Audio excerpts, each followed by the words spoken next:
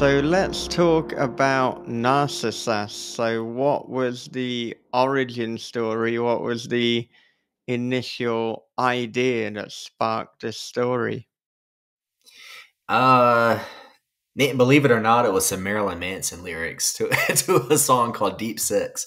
And I was sitting in the car, at a stoplight, and the song just happened to be on the radio at the time, and it said, "You want to know what Zeus said to Narcissus? You better watch yourself." And I was like, just kind of toying with it in my head, and I was like, "Well, that's kind of a creepy concept, you know." And I was thinking about the concept of watching yourself. Like, what if you literally had to watch yourself, like your own reflection? If your reflection could turn on you or do harm to you, and so it's kind of born from there, you know. Um, yeah, so that's pretty much it.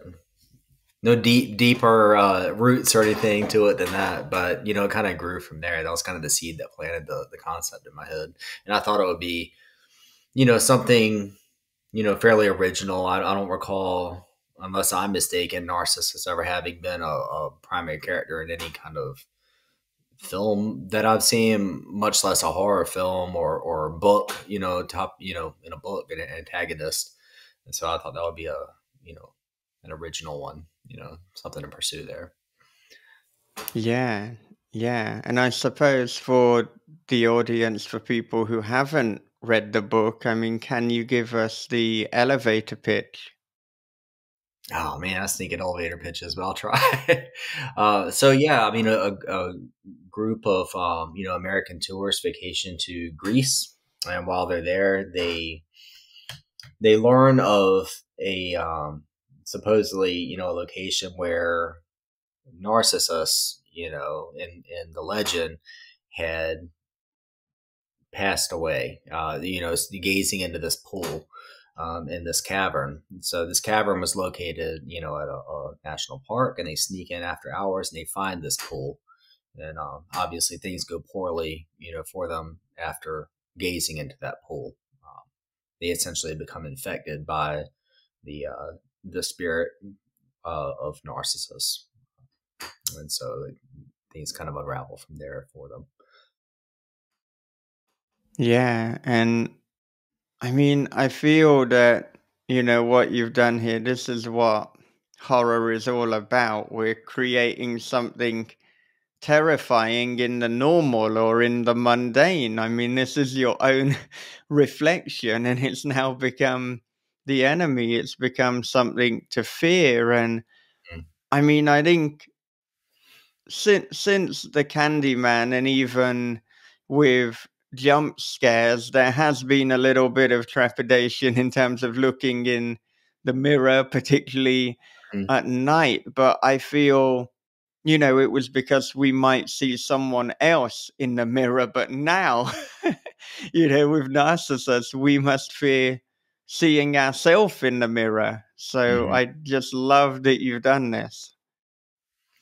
Yeah, and it's a concept where if you really think about it, a lot of people might say, well, I could avoid my reflection. Well, we're not talking about just mirrors, it's anything. It could be a shiny doorknob, or heck, a raindrop somewhere in the room, or, on a blade of grass outside, that anything you could potentially be reflected in.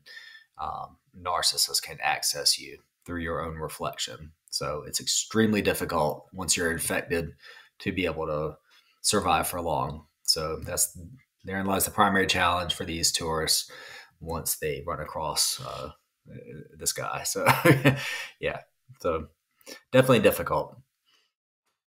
Yeah. I think when I started reading it, the thing that really kind of got me going with it was your cast.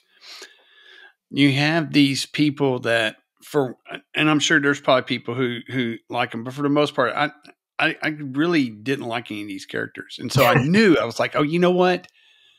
Something bad is going to happen to this group. Something really, really shitty is going to happen. And even though I didn't like them, I did find that there was some relatability to it, Hmm. especially the everyone else going into the room, and you have the one character who didn't want to go into the room. And even like, I've been in those situations personally where somebody has done something and I'm like the last one and I'm like, okay, fuck it, I'll go, you know, because I don't want to be out here now. And so that was instantly relatable. But, those characters, you took a chance there, and I love it because you see so many, there's always, where everybody's kind of happy go lucky and they're all having a good time. Mm. And it's fun to watch dastardly things happen to people like that. Right. But I really like it when it's like, these are people that I would never hang out with. and I'm like, okay, there's something, and then you tie that in with the, I guess what I call, the F around and find out, Yeah. and so, and I love that trope. And it seems like that, it's been there for a long time. Of course, now it's, it's a euphemism, but it's always been there. And then you have this Clive Barkian Oculus type, shift that goes on. And it's just that if the characters don't grab you immediately, then that shit will, and then it's like, whoa, here There's we go. there. This is going to be intense. And it was. And if I remember correctly, I think I read it over 2 nights. And it was like I read the first couple of chapters, and then the next night I finished it. And I'm a notoriously slow reader, and so that's good, because it just kept me going. I was like, okay, I've got to find out what the hell happens next. And so yeah, but yeah, it had I love how it started. You had these people that I was like, man, something's bad going to happen. Right. I don't know what it is. Right. And I was like, and they're going to this place and other people have died. Oh, it's just, this is going to be awesome. Yeah. Yeah. I feel you. I'm a notoriously slow reader myself. So I don't get a whole lot of books in every year. My wife is the big reader in our family. And I'm like, how do you do it? Are you skimming? She's like, no, I'm just, I don't know what's wrong with you, but no. Yeah. So no, it's definitely good to hear, it hit its mark with you. And yeah, they're not particularly likable characters. And I kind of did that intentionally, it's, you don't have to like everybody in every book you read, like you said, it kind of makes it all the more fun to see what happens to these people. So, yeah. Is your wife also into horror and genre fiction, or are her reading habits different? What? Yeah, she's not into horror at all. But she supports, what I do, and she reads what I write, but she hasn't read all of my stuff, actually. There's some stories she's like, I think that's probably not going to be my cup of tea, but I appreciate what you do. Yeah, she gets nightmares from some of the stuff, but yeah. So she's more of a Nicholas Sparks kind of reader, so she likes the romance stories and she likes crime, and like suspense and stuff like that. So thrillers, yeah, as do I. I'm a big thriller and suspense person myself, and crime more so recently with like S.A. Cosby and some of his stuff. So, yeah, so I really love his work. So I guess this means that if you sit down and watch a movie together, that crime or dark suspense is probably the compromise, because she doesn't want to go all out for horror, and I assume you'd rather not watch a Nicholas Sparks inspired movie either.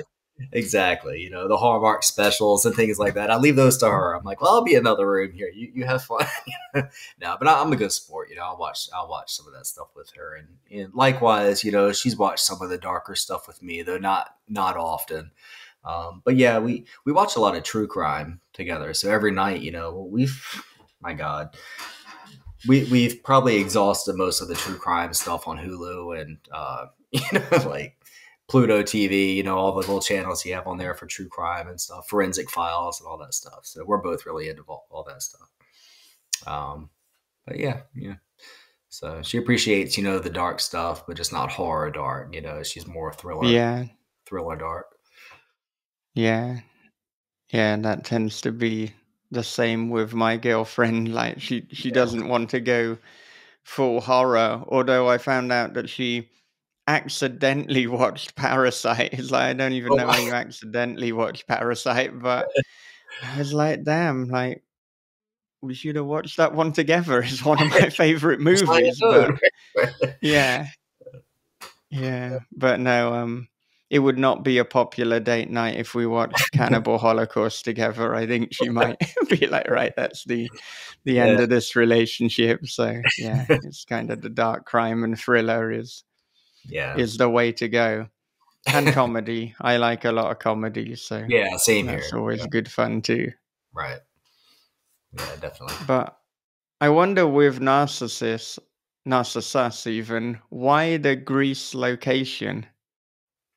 That's kind of where the legend, originated. I figured, so kind of want to keep him rooted, in that region. I figured it might make the most sense, according to legend. So I kind of just, Yeah, though I've never personally visited Greece, so hopefully I got, a fair amount of details right about the region. But yeah, that's pretty much it. yeah. It might be where the legend originated, but that doesn't stop a lot of particularly American horror films being like, well, we're gonna Yeah, yeah. set it in America anyway. So yeah, I mean, and there's always the potential for, without laying any spoilers down, for this book, but there's always the potential for sequels. I feel like it's a very portable affliction, so it could definitely travel with people. I've heard some people compare, and which I haven't seen yet, but a lot of people have compared it to It Follows. I need to sit down and watch it.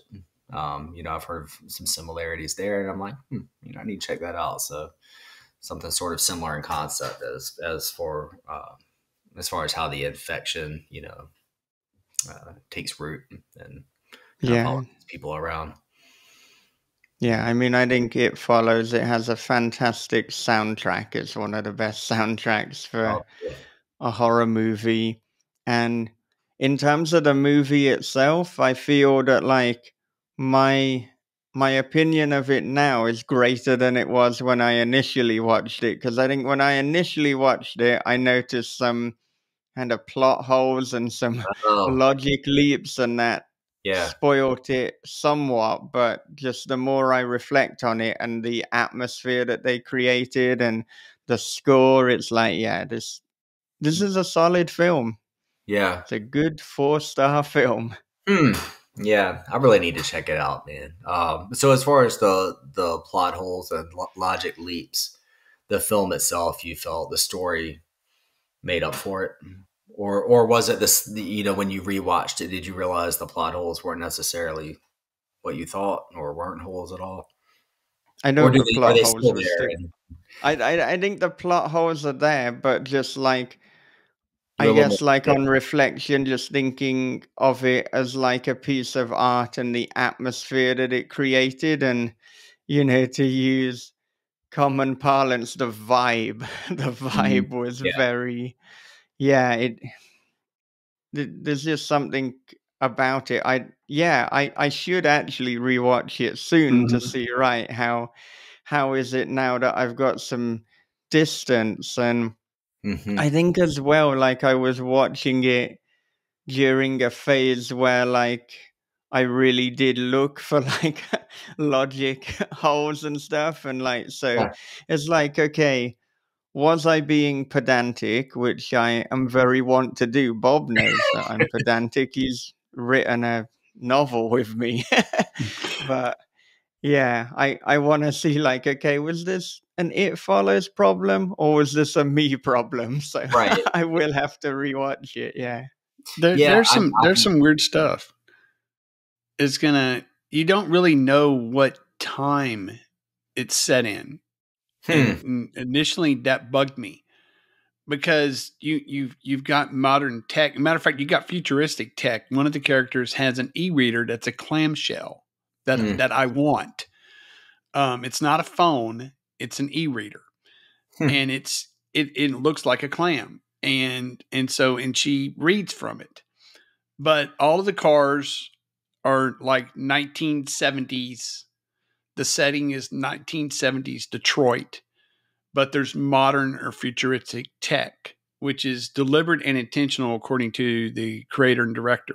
Hmm. And so it really, it almost has like a kind of an uncanny valley effect. I know that's like basically like with people and faces and stuff like that, but it really throws you off. because it's like, okay, what time period is this? And so you don't have a firm footing in the atmosphere. And I so like to that. me, our first initial watch of it, those were like, it was something that kind of bugged me. But I've seen it since then, and I guess because I expected it, I don't see it as much, but I think it's really cool. There's some, if you think about it, it's one of those movies that if you really, really sit there and you think about it, if you took a legal pad and wrote down notes on it, and you could find stuff and go, this movie is stupid, it doesn't make sense. But that's not how movies are supposed to be enjoyed. Yeah. And so, if I think about it, I can find plot holes in anything. The same. But Michael's saying, as a whole, it's one of those you need to kind of turn the brain off and let you experience it, because it is a really kind of weird concept, and it's when you combine that with that score, which is incredible. It's by Disaster Piece, and it's just who you can tell he's a big fan of John Carpenter. So because he uses like a pulsing, percussive, irritating beat, and it makes the movie. It really does. And when you combine that as a visual and sonal experience, auditory experience, it's awesome. So it's kind of the Carpenter-esque synth type.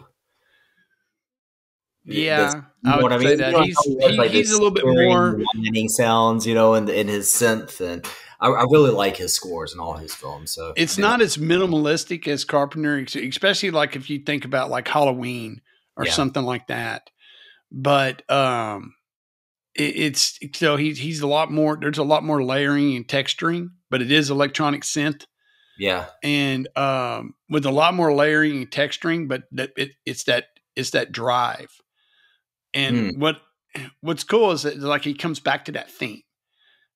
Yeah, and it's augmented in certain ways, and it cues in with the scenes, and it's done really, really well. And plus there's one hell of a jump scare in it that you won't see coming. I mean, it's just, I jumped out of my seat. It's pretty wild. I'm gonna have to check it out for sure. Yeah, so I think it's on Netflix now. Yeah, I'm gonna go look it up probably after I hop off of here. I'm gonna go find out what this is about. Yeah, so I mean, what you were saying about the how you can't really pinpoint, what era it's in. I like that, and I think it's smart because it kind of keeps the viewer off balance, and it seems like that might be the intent, to keep the viewer unsettled, not firmly rooted in any one particular place, to where they're kind of left feeling a little off kilter because of that. It's so subtle, like you said. It's not overt, but it's just in the little things, that leave the viewer kind of unsettled. So yeah, that's cool. Mm-hmm. Yeah, I think the best way to describe the score is John Carpenter, but as if it were interpreted by Trent Reznor. I think that kind of captures the layers and the sound, but it's so good. It really is. I'm gonna check that out. Another one, which I guess is kind of in the same vein, which I have not. Life has been busy. I'll say that lately. I haven't caught up on a whole lot of movies I've really been wanting to watch. But Smile is another one, probably kind of in the same vein, with this contagious phenomenon. Have you seen Smile? I haven't. I don't know. Have you seen it, Michael? I haven't, but it actually recently came to Amazon here in Japan, so I have to watch it. Yeah, I'm aware of it. I've added it to my list. Now I just have to press play. Okay. Yeah, because I need to watch that. And I've heard kind of a mixed bag of reviews on that one, so I'm kind of curious to see what I think about it. But yeah, I want to watch it. And there was a lot of hype. I tend to avoid movies when they have a lot of hype. I want to catch it when I'm away from that mentality. Right. And there's certain films that I can't wait to watch. As soon as, but I don't do a theater. I'm not a theater person. Like Mhm. as soon as Talk to Me came out as for a rental, I rented it like that night. Because that was a movie that was high on my, most, and I was not disappointed. I don't know if you've seen that. It kind of has a social media kind of viral aspect to it that way, but Hmm. they don't play it up too much. Okay. It's kind of like in the background. It's like, well, why are the kids doing this? Because they can film it and Hmm. put videos of it. And so I don't know if you've seen Talk to Me, but I I have highly not. recommend it. You seen it, Michael? I have, yeah. I thought it was good. I didn't think it was great, but I think probably because so many people were talking about it like it was the best movie that they'd seen in like a decade, and it wasn't for me. It was a decent horror movie. Yeah, I felt the same when I saw The Black Phone, because again, people really hyped it up, and both The Black Phone and Talk to Me, they're good. But Mm-hmm. yeah, I think It Follows is better than both of them. I think Parasite, I think Hereditary and Midsummer are so many levels above these films, but Hmm. they're worth a watch. But just don't expect it to be the best film you've ever seen, because Mm-hmm. it Yeah. probably won't be. Films rarely for me live up to the hype. Like I know I was really looking forward to seeing Nope when that came out, and Mm. when I finally sat down to watch, I didn't even make it through the whole film. I got tired. I went to bed. I turned it off. I never picked it up again to finish watching it. Maybe that was a mistake. Maybe the latter quarter or so of the movie would make up for the Mm-hmm. first 3 quarters of the movie. But I don't know. There was, everybody was so stoked about this film and, talking about how great it was. And they watched it 3 or 4 times. I mean, same with, The Batman when that came out. I thought it was terrible. I hated it. um, yeah, kind of veering out of horror territory here, but yeah, there's a number of movies where the hype has exceeded the actual viewing experience for me. So, um, Yeah. Yeah. Yeah. yeah, So I do like Bob's approach of, if we're in the hype train, don't watch it yet. Wait right, for it right, to die down. And yeah, Mm-hmm. yeah, yeah. Yeah, I just seen so many people talking about Smile, and I knew what the concept was, and I immediately thought, well, it's It Follows, and Mm-hmm. and then people were just talking about, and also they had the I guess the promotional for it. They had people at baseball games, smiling, Oh, yeah, and they stare at the camera. The camera, they knew where the camera would go into the audience, and so they would position themselves to where they're just sitting there smiling.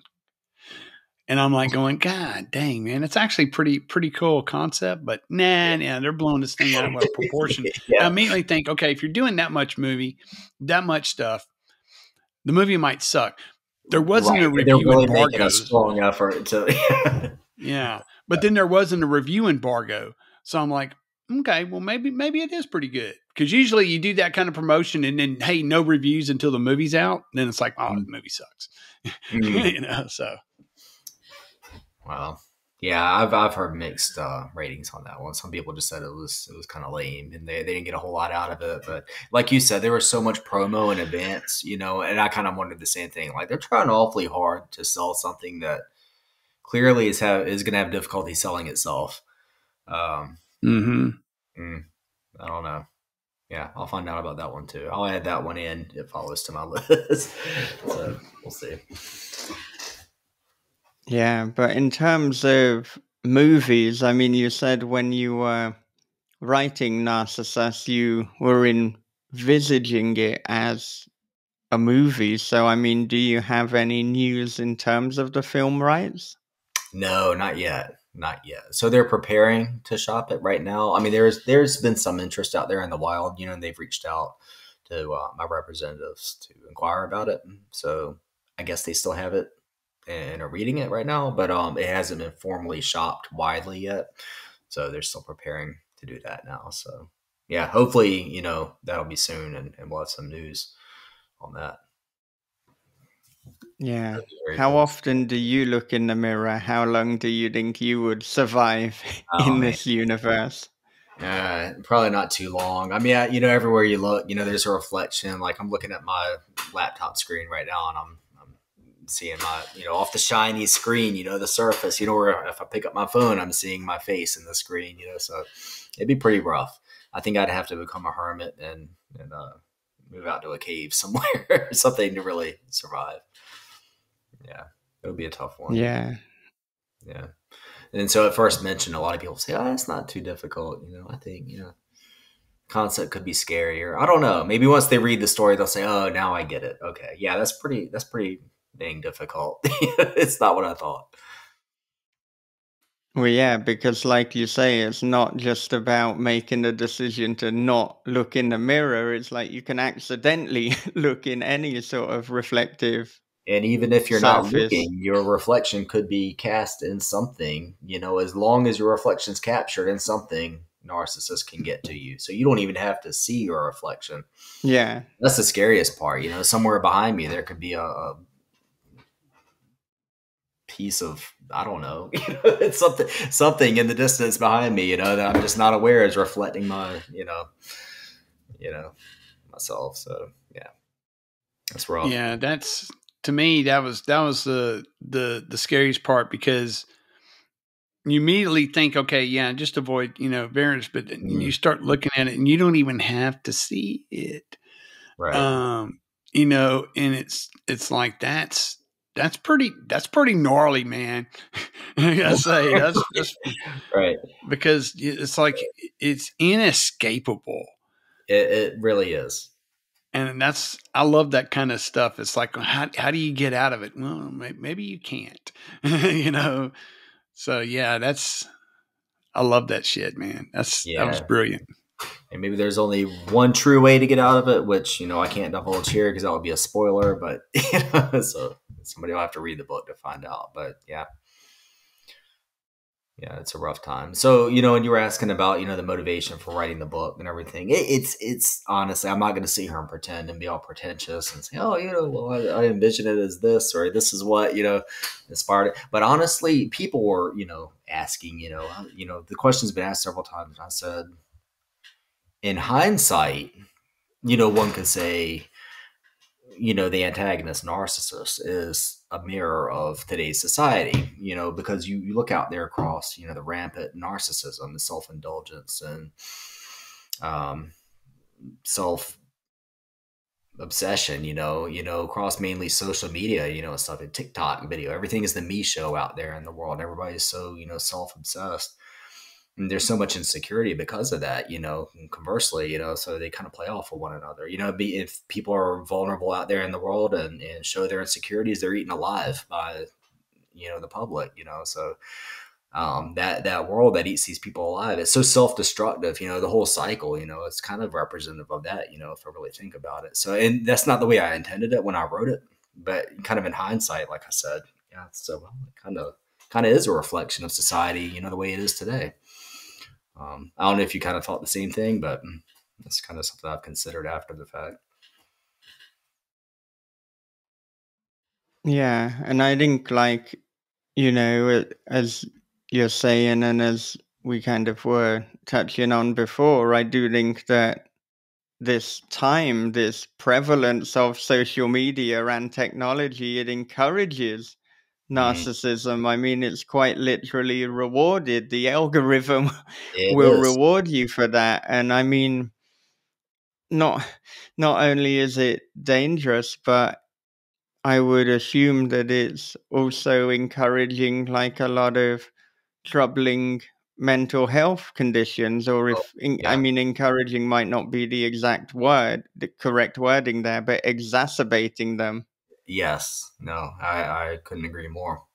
Yeah, and there's actually studies out there that have shown that. I wrote an article a little while back about narcissists and this, what we were just discussing here, and there's some mental health statistics that were included in that article. It was on the Nightworms blog, a couple months back. But yeah, so I spoke to that in the article, briefly. There's definitely studies that show the correlation between social media, I'll say abuse, if you want to call it that, and mental health disorders. Whether in young women, it was anorexia or bulimia or self-image issues, and which leads to self-harm, or people's depression or anxiety.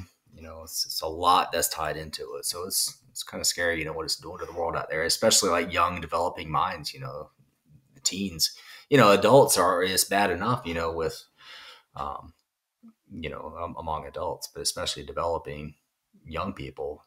This is the world they're coming up in. I can only imagine, being younger and coming up in this world and trying to find my way, um, through the forest of content out there, and just what's real, what's not, what's expected, you know what I mean? What's the norm? Especially having a teenage daughter, like dealing with, having a cell phone for the first time and stuff like that. And we have to be very tight about what she has access to, very social media. It's destructive, and I feel like that's a parent's duty too, is to kind of make sure their kids aren't falling too deep into that world. Yeah, are you mindful of your own social media use, or do Oh you my have God. kind of rules in place or things that you will and won't do? I'm terrible about it, admittedly. I'm on it constantly. My wife is always calling me out. "Hey, you got to set an example for the girls. You're on your phone again." I'm like, "Oh, I was just checking." It's almost second nature just to reach into my pocket and pull it out. What am I looking at? I don't even know what I'm looking at. I'll just pull the phone out and look at it. I'll thumb through the screen and put it back. But why? Like, what am I looking for? It's like a compulsion. And yeah, it's serious. I really should set some boundaries, in place for myself. And we've talked about that, coming home from work, in the evenings, maybe I'll throw my phone on the counter in the kitchen. We all will, anybody with a cell phone, and have, phone free time, for the next few hours of the evening till the kids go to bed. That's probably a good idea. But yeah, I can sit here and preach like I don't do it. No, I know I do it, and it's bad. Yeah, I think the majority of us probably do it, and we don't even realize how much. Sometimes your phone will spit out these screen reports, of, "Oh, you've reduced your screen time by 20 minutes. Yeah, but it says 3 hours and 47 minutes. Still, I was on my phone this week, doing what? What was I looking at?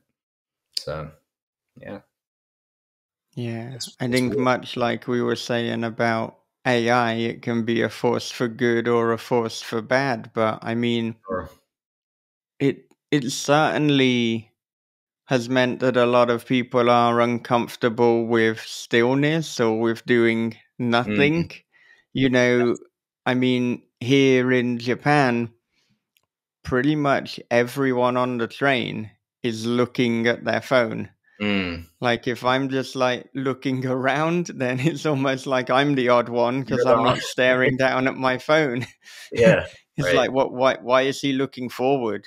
Have we got a problem here? Do we need to tell train station staff what is going on here? Um, Right. There's a but man who's staring forward. He's yeah, just staring forward. He's not yeah, looking at anyone. It's yeah, creepy. It's yeah, creeping me out. Is he looking at yeah, you? No, he's just looking forward. yeah. I've been looking at my phone.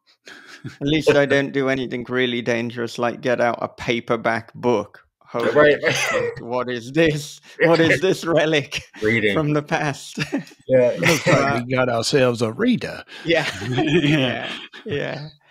But I mean, you see the same if you're at a restaurant, if there's like, if you're left alone at the table, then there's the temptation to reach for your phone. Mm-hmm. Yeah. But Yeah. I mean, of course, it can be a force for good because I mean, talking about those pesky readers, you can put your Kindle app on the phone. You can write stories on the phone. You can learn a language in various apps as well. So there are a lot of Yeah. positive things, and there are ways that you can make your time more efficient. You can make yourself more productive. And, Mm, I do like that. I do like maximizing my time, but I'm also aware that sometimes we can get lost in just appreciating stillness and appreciating silence and that meditative yes. quality. I agree. And yeah, and it really just comes down to self control. For me, it's especially hard. I have ADHD, so I'm constantly distracted. It's my brain's moving, and so are my hands, and I'm just surfing the web and looking for an article or like googling whatever I can. Just to constantly stimulate my mind. And yeah, it's rough, man. But like you said, it's definitely a tool for good. Like the random ideas that come to me, I'll pull open the little note app, and, take my notes in there and stuff like that. I do use the Kindle, reader app on there. The various apps, to rent, books from the library, the ebooks and stuff that I read. So it's great in a lot of regards. It's just personal checks and balances that ultimately come down to me to put in place. So yeah, having that access to anything and everything on the web and all the social media, man, it's tempting. I'm constantly moving through it. Yeah. Yeah. Yeah. When did you first find out that you had ADHD, and what kind of things do you do to manage it? So as a kid, yeah, so when I was young, Ritalin, there weren't a whole lot of meds out then, but it really killed my appetite. So I came off of that, and I just self-managed, from that point forward.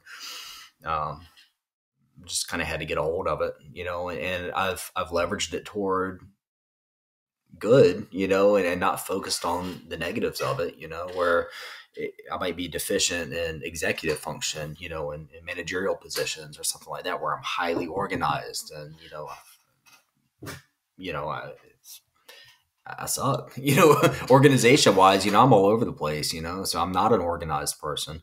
But when it comes to, researching, whether it's for a book or what have you, I can go all in, and I'll completely zone out on a subject and learn everything I can. I can super focus. I get hyper focused on something, which is another symptom of ADHD. So I've just kind of learned to leverage its strengths over its weaknesses, and apply that toward writing or whatever that may be. So that's kind of how I've coped throughout the years. I've just found the benefits and used them however I can. So. Yeah. Yeah. Yeah, but medication, I don't do well with it. I've tried it as an adult, and Adderall or Strattera and stuff like that, and it wipes my creativity out completely. I've taken it and I've tried writing, and I'm just coming up blank. So I get off the meds, within a couple days, it comes rushing back, and I'm writing again. The floodgates open. So it's weird. It's almost like a trade-off for the heightened executive function. I've got to sacrifice the creative side, and that's just not, an option for me. So it's not worth it. Yeah. Yeah. But certain people, it benefits them. Yeah, I'm not one of those people. So, I just cope in other ways. Yeah. I can only imagine that, taking a drug that then takes away your creativity, it must almost be as if a part of your personality and your essence has been Mm. removed. It sounds a very difficult and anxiety inducing experience. Yeah, it's like it's very flattening, So it's like Mm, you've been lobotomized almost, mm, For me personally, not everybody is affected equally, but yeah, for me, I'm just a dud, It took the creative juice right out of me. So yeah. I can yeah. only imagine how frustrating that would feel because, I get frustrated when I know I need to write and I can't. Mm. And so, in other words, and that may be because I haven't worked out an issue with the story or a character or something like that. Not necessarily blocked, but it's like, and you need to get through it, but you can't get through it because you don't have all the pieces of the puzzle in Right. place. And it happens. It's Mm-hmm. frustrating though. And I hate feeling that way. Yeah. I can No, only imagine if the creativity had been sapped out of it, it's knowing that I yeah, had to write. And I'd be like, fuck this. I ain't doing it. and it's just not going to do it. Yeah, and I That tried writing, and I could go back and read some of that stuff, now that, and I still have it somewhere in the folder, that I wrote during a period when I knew I was medicated, for whatever few months it was or whatever. It was terrible, and it wasn't just typical like rough draft terrible. It's just like, man, like this guy, it just doesn't have a chance, Um, it's like I expect to write something halfway terrible in a first draft, but at least creatively, it should click, on some level. It should right, make yeah. sense. It should be like, oh, this is a great concept, but the concept stunk. It was like, what was I thinking? I couldn't even identify a crappy concept. So yeah, it's interesting. Mm. Yeah, but yeah, like you said, it's in on that note, writer's block, or they say, and sometimes it's true, just sit down and write, the gates will open. Sometimes it works. Mm-hmm. More often than not, though, it's like you said, it's like a critical plot point or something. You need to know what you're going to sit down and write. Like, what am I going to write? If I don't know what's next in the story, I'm literally, I don't know what to write. I'm not going to waste my time and energy. So like on those days, so like we were talking about earlier, it's just part of the process as an author, on those days when you're not writing, you're still thinking and hashing it out and decrypting whatever that, next turning point in your novel is going to be, or your story. That's still part of the writing process, and I've kind of learned to forgive myself on those days and say, whatever, I'm not being lazy. I'm still working it out.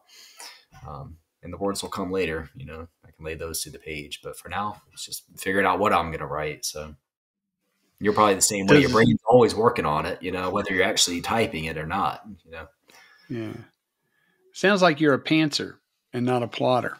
I to a degree, yeah, I am. So I used to be a total pantser. Now I'll at least write down roughly, at least a few chapters ahead, what those will entail. And so I have some general direction, but I'm not a strict outliner, like plotter, where, your traditional outline, where you've got your subplots and this and that, laid out. I'm not an organized person. So I feel like pantsing also, it's less predictable. Like maybe not even if you don't even see it coming, the reader certainly won't see it coming. And so, but if it's too formulaic, and somebody who's highly organized and more formulaic, it might be more predictable. Might not always be the case. I don't know. But at least for me, that's probably how it would end up being. It's a sense of discovery. And I don't know. To me, I like it. And like you said, you can actually, if you can't figure it out, or if you didn't see it coming and I'm writing it, right? Mm-hmm. Then if it excites me, it's like, oh, shoot, that would work. Yeah. And so I didn't even think of that until now. And so the reader's definitely not going to think about it because I'm going to do skillful misdirection, and right. And then you got to have the talent to do it and the know-how and, the experience on that. But to me, it's the discovery, and it's, that's what motivates me is I'm creating, I'm making this up as I go along. And I've given myself these strict parameters that I need to kind of follow. And as long as I can bounce around in that wall, that's what makes it fun. That's the fun part. Yep. Too many guide rails, just kind of really tend to stifle, more than promote creativity. Like you said, if you can have the walls up with plenty of room to roam and bounce around in there, and that's great. But yeah, I just can't be too strict about the structure because,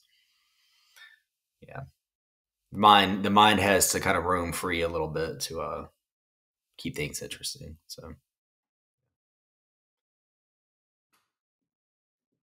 Yeah, and I wonder, in Narcissus, you've got people actively hunting for Narcissus. They're looking into this urban legend. So that made me wonder, have you ever gone hunting for an urban legend or something with, I suppose, folkloric concern? No, admittedly, I haven't. Yeah. I'm trying to think back maybe at some point in my life, but no, I haven't. So those sort of things are kind of far-fetched for me, like I have trouble believing in them, in the first place. So, they make great stories, but I don't really believe in that kind of stuff in real life. So yeah. It's cool though, like if there were a, place like supposedly where, such and such, started. Yeah. I mean, I'm all about visiting sites like that out of sheer interest, but, if we're actually believing in these things and going to hunt them down, yeah, I've never done anything like that. So in terms of belief in the supernatural, does that mean there is no belief for you personally in the supernatural? I don't know. So I would say, as far as like urban legends and Greek legends and stuff like that, I don't believe in all that. When you get into all the other territory, I'll keep an open mind. Universe is crazy out there. I won't pretend to even know the slightest fraction of it definitively. So, plenty of people have had their experiences, and I won't discount any of those. So, just because I haven't personally experienced, any one of them. Yeah, I know my wife. She's got her own, ghost stories and stuff. So, that she's experienced, and I've had some strange stuff happen, like in my life that I guess somebody could certainly relate to the paranormal or supernatural or whatever, but I don't know. Okay, so let's immediately jump to that then. What are the strange things that have occurred in your life that some people may consider to be paranormal? It may be, maybe not. Maybe I'm just thinking it's odd. One particular thing that sticks out of my mind. So, a house I used to have, it was pre-marriage for me. It was like this old 1942 or 44 home.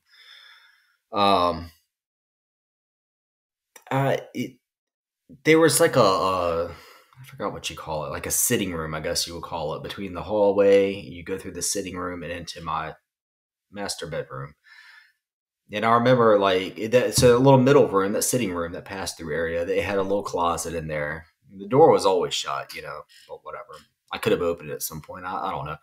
But anyway, so I was laying there, and it was in the morning, and I was looking into the other room, and I could see a light coming out of the closet. And I thought it was sunlight hitting something, like reflecting or whatever, because there was no light in that closet.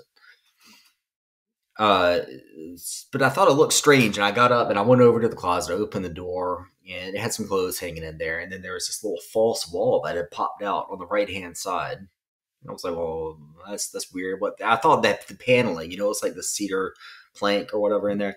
And I thought the paneling had just popped off or something, and I moved it, and it was on a hinge. It was actually a door that swung out, and I peeked my head in. There was a little space, a hidden room in there with various shelving, floor to ceiling, and a pull cord going up to a light bulb in the middle, and the light was on. Well, first off, I'd lived in this home for like 7 years at this point. I had never had any clue that this even existed in this closet. And on top of that, who turned the light on?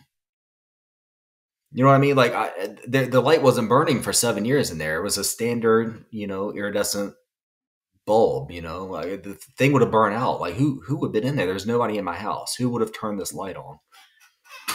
I don't know. It's a mystery to me, but that's a weird thing that's happened to me before. Like I said, maybe not paranormal. I don't know. That's probably as close as I've come to something like that. But it does raise questions in the mind. What the heck? I don't know. That's creepy. That was damn creepy, man. You made the hair on the back of my neck stand up, and there ain't no hair there. It's weird, And I went in there. I actually stepped into the room, and I stood up. It was tall enough for me to stand up for one full-grown adult to stand in there and look around. It was just some plaster and stuff on the floor. There was like a child's toy, like a little car on the floor in there.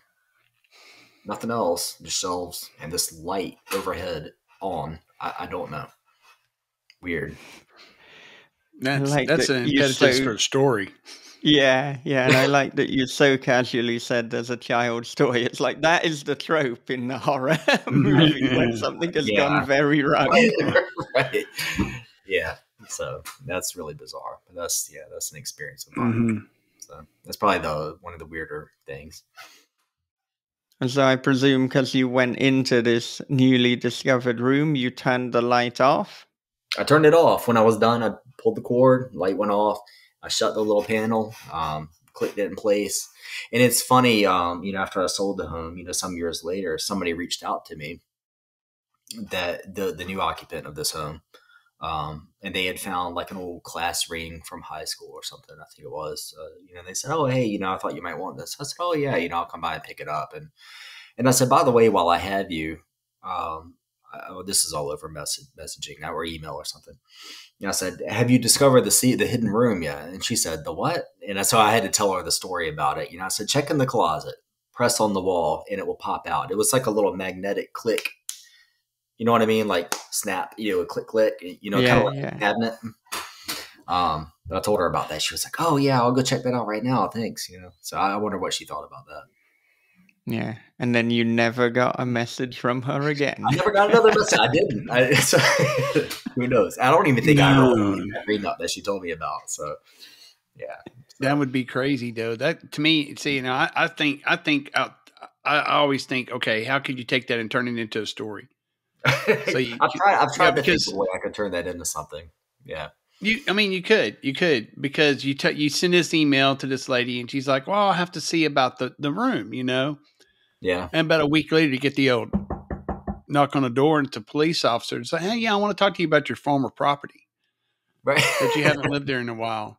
Right. I believe there's some email correspondence. What does this involve? It's murder investigation, and you're just like, "Oh my God!" And your whole life goes into a tailspin because the police found a body that's only 2 or 3 years old in that place. Yeah. Oh, and that hidden room is like, "Well, it couldn't have been me," Yeah. So yeah, it's there you go. Yeah, it could work. It could work, man. Yeah, there's some ideas are a dime a dozen. It's the execution of them that's another thing. That is true. Yeah. Mm-hmm. Yeah. I'm surprised that when you sold the property, you didn't have to disclose the hidden room. Because you'd now found the room. It's square footage, right? I never even thought about it, but honestly, the square footage would have been just a few square feet because it was such a slender space, enough to step in, stand up, you can kind of turn around in there. So space could have been claimed and added in, but yeah, no, I didn't even think really to disclose that when I sold the home. And it was kind of an afterthought when she reached out. I told my wife, I said, "I wonder if she knows about that." I think my wife and I were actually dating at the time. We weren't married yet. But so she was actually in the house at the other end of the house that morning when I was like, "Get in here, look at this." But she swore up and down. She was like, "I've never seen that. I haven't been in there," because I was like, "Well, who would have turned the light on?" And I know for a fact she's a very honest person. So she would have told me if it was her. But yeah, neither one of us had ever been in there, knew it existed, or pulled that cord. So it's a weird one. Yeah. I mean, the way you try to have a kind of natural explanation is just some sort of faulty wiring, faulty electrical issues, but the supernatural is the far more interesting one. Yeah. I mean, it's like, damn, what the she's hell happened? She's got her own stories. Like there was an old home in Smithfield, Virginia, that she was renting. She told me it was a room she always kept locked. The room was always locked, but it had an attic access in the ceiling. But this door was down, and I don't, the attic access that drops down, and you can pull the stairs down. Oh yeah, the door was down, and the ladder was extended down, but the door was locked, and there was no other way into the room. Like so, somebody couldn't have come through a window and gone up in there, or anything like that. The door was locked. She hadn't been in there, but this thing was down. The next time she went into the room, the full attic access was open, and the ladder was extended to the floor. It doesn't happen on its own without somebody lowering that down. But that's one of her experience. She was like, I wholeheartedly believe, in ghosts. Because we were having I would have moved out. So, she said she thought it was kind of cool. Right. She said she thought it was kind of cool. And this is the woman that doesn't like horror. So I thought it was interesting. But yeah, no, I'm with you. That would have creeped me the heck out. So, but no, she thought it was interesting, but I was like, yeah. So we were having that discussion one night, do ghosts exist or not? And she was like, "You don't believe in ghosts?" I said, I don't know. So she started laying these stories out for me. That was one of them. She had some others, and I can't remember what they were now, but yeah, it's pretty freaky. So hers is probably a little more closer to supernatural than mine. Maybe. I don't know. It's not an actual sighting, but Yeah. I don't know. Yeah. Yeah. I mean, I'm very fascinated by all of these kind of stories. I haven't had many things happen to me personally, but Yeah. I like the idea that it could exist, Yeah. whilst being quite skeptical. But Yeah. I mean, the thing that happened to you, even though I don't really believe in that kind of stuff, Hmm. I don't know. If I was in that house alone and it's night, I don't know if I'm stepping into this hidden place to turn the light off, because You're even though I don't believe it, there's this little part of what if? What if that door slams? What if right. Right. The door click. I'm now in the room? Yeah. So, No. Yeah. That was that. I want to be investigating that with another person. Maybe I want to bring some sort of like axe to get back into the actual part of Yeah. the house, and I definitely want to send somebody a text message to be like, right, I'm going into the hidden room in my house that I didn't know for several years actually existed, and they're like, what the hell has he been smoking? This is Right. some Well, good stuff. maybe you things pass through your mind. Like, is somebody living in here secretly that I just didn't know? You hear stories of people living between the You walls do, and stuff. yeah. Yeah. So, I don't Yeah, yeah. But I guess the thing as well is, if you've got kind of 2 a.m. brain on, you're not thinking about it logically. You're like, there's a light on. Let's Well, turn the this was light yeah. So off. this wasn't like 2 a.m. brain. This was actually like 8, 9 a.m. when I had first woken up, and I was just laying in bed. I mean, it was full sunlight and stuff. And so that's what I initially thought the light was coming out of the closet, was the sunlight reflecting or Yeah, hitting yeah. something and spilling out. When I got close, it was light coming out of the closet, and I was like, "What the heck is this?" False wall, light bulb. Yeah, totally bizarre. So I was clearly thinking and everything, and I just couldn't put it together. But yeah, it didn't leave me feeling the most settled for a while after finding that. It's right next to where I sleep too, so it's weird. That's Yeah. strange. Did you move the child's toy, or were you like, I don't No, it was believe in still in this, there. but I'm leaving that the I hell left it. where it is? Just turned the light off, shut the door, pondered over what the heck that was. Yeah. And how long after that was it until you moved out? Mm, I guess. I mean, it was a while. Maybe a year or two longer, something like that. Yeah. Yeah. And it only happened the one time. It was only the one time. Yeah. Yep. Never found it open again. Light was never on again. Mm-mm. It's a one-time This is occurrence. kind of what we were talking about when you said you prefer to kind of leave stories with an ambiguous ending. It's like, it Right. still Right. continues. And the fact that you had that email correspondence with the new owner, and then she never Yeah, it's replied open. What after happened asking to her? about the Do we room. know? Like, I feel sorry for her, because we don't know what her kind of beliefs are. She might be a super believer, and she's like, Right. Right. I've bought the demon home or something. She sold it. Right. Oh, yeah. Yeah, but that's an interesting point. I never did hear from her again, so I kind of expected to. Like, oh yeah, check that room out. Like the average person I would think would write back, like, "Hey, I found that room. That's really cool." Yeah. But no, there's nothing. You better start Googling a few things after. Right. Find that like on that night, the house burnt down in Right. mysterious circumstances. The only thing that Oh. remained was a small child's car toy and a handkerchief. uh, Well, you mentioned before you have a forthcoming book, Body of Water. You sold it in a 2-book deal. So what can you tell us about that deal? so yeah, man, that book, I kind of had a hard time classifying what genre that book actually was. So initially, for me, it was horror. I kind of pitched it as horror, speculative horror, and the publisher and I eventually said, you know what, this is more like a speculative thriller with horror elements. So it's very genre crossing. It's going to be kind of subject to the interpretation of the reader, I think. So we'll see. But essentially, that book is about an estranged father and daughter who are on vacation in the Appalachian Mountains. And they find themselves at this remote diner when they stop for food and stuff. And a frantic man, local guy and his friend come barging into the place talking about living water. They ran across up the road and it's not safe. You can't leave. And they end up holding everybody at gunpoint. They hold them hostage in this place.